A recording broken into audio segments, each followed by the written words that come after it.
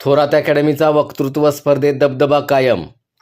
Lieutenant general S P P. Thorat academy आणि Shantiniketan day boarding सांगलीमधील विद्यार्थ्यांचा वक्तृत्व स्पर्धेमध्ये दबदबा कायम आहे.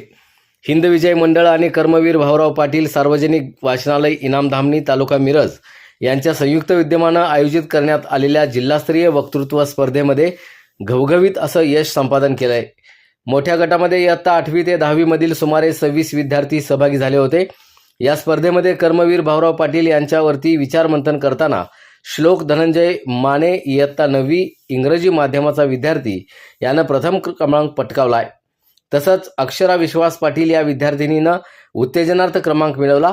त्याबद्दल संस्थेचे उपसंचालक डी.एस. माने, उपमुख्याध्यापक अनिल कुंभार, सर्व शिक्षकांनी विद्यार्थ्यांचा सत्कार आणि कौतुक केलंय. सदर विद्यार्थ्यांचा शिवराज कारंडे यांनी त्यांना मार्गदर्शन केलं.